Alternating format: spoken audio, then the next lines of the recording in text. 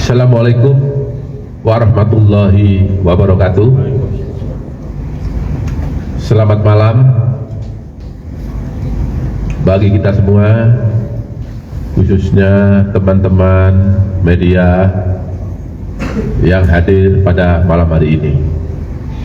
Sebagaimana tadi disampaikan oleh Pak Kapus Penkum, saya akan menyampaikan perkembangan penyidikan terkait dengan tindak pidana korupsi, yaitu suap dan atau gratifikasi terkait penanganan perkara pidana umum terhadap tersangka pada saat itu Ronald Tanur di Pengadilan Negeri Surabaya. Teman-teman wartawan yang saya hormati, bahwa pada hari ini Senin tanggal 4 November 2024, tim penyidik pada Jaksa Agung Muda Tindak Pidana Khusus telah melakukan pemeriksaan secara maraton terhadap saksi MB, yaitu orang tua atau ibu dari terpidana Ronald Tanur, yang dilaksanakan di Kejaksaan Tinggi Jawa Timur terkait dengan perkara tindak pidana korupsi, dalam hal ini suap dan atau gratifikasi terhadap penanganan perkara Ronald Tanur berdasarkan surat perintah penyidikan nomor Prin 54 /FT2 FD-2 /10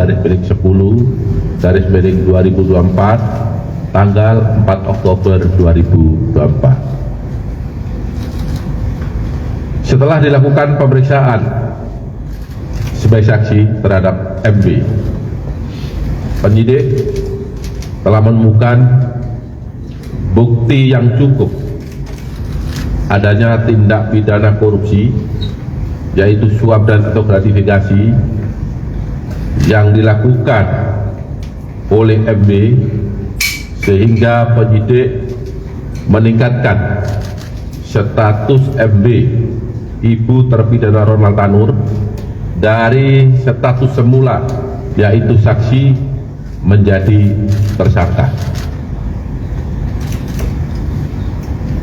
Status tersangka ini didasarkan surat penetapan nomor 63/FD-2 FD-2/11/2024 tanggal 4 November 2024.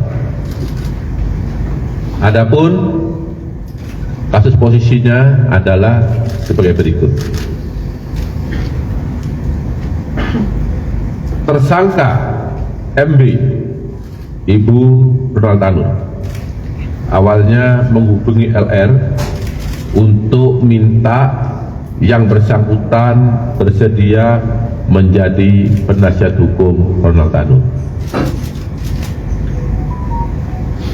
Kita ketahui bahwa ibunda Ronald Tanur ini berteman akrab dengan LR karena anak LR dan anak MB ini atau Ronald Tanur ini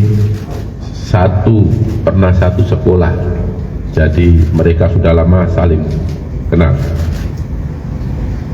Selanjutnya, pada tanggal 5 Oktober 2023, LR bertemu dengan tersangka MB di Cafe Excelso Mer Surabaya untuk membicarakan peristiwa yang telah dialami oleh Ronald Tanur. Pertemuan tersebut berlanjut pada tanggal 6 Oktober 2023, di mana MB pada saat pertemuan dengan LR tersebut dilaksanakan di kantor LR yang beralamat di Jalan Kendal Sari Raya nomor 51 garis datar 52 Surabaya. Dalam pertemuan tersebut, LR menyampaikan kepada tersangka MB ada hal-hal yang perlu dibiayai dalam pengurusan perkara Ronald Tanur dan langkah-langkah yang akan ditempuh. Kemudian LR meminta kepada YR agar diperkenalkan kepada pejabat di Pengadilan Negeri Surabaya dengan inisial R dengan maksud untuk memilih majelis hakim yang akan menyidangkan perkara Ronald Tanur. Saya ulangi ya, bila tidak salah paham ini, LR meminta kepada YR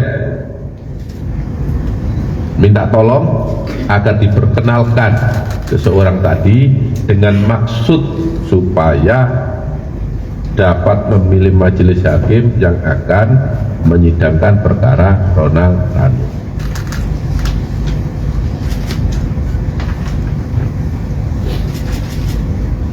Kemudian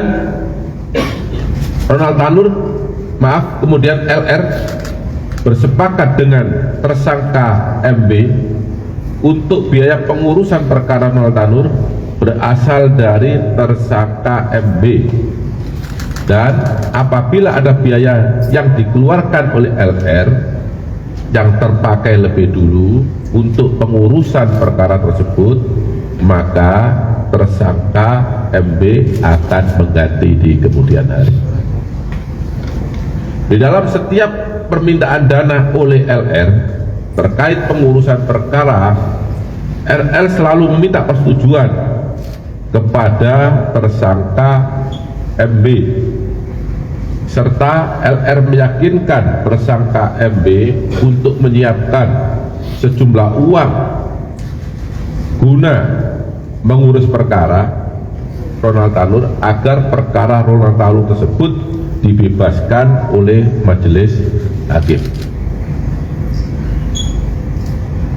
Selama perkara Ronald Tanur berproses sampai dengan putusan Pengadilan Negeri Surabaya, tersangka MB telah menyerahkan sejumlah uang kepada LR selaku penasihat hukum Ronald Tanur sejumlah 1,5 miliar yang diberikan secara bertahap. Selain itu, LR juga menalangi sebagian biaya pengurusan perkara tersebut sampai putusan Pengadilan Negeri Surabaya sejumlah 2 miliar, sehingga totalnya 3,5 miliar rupiah.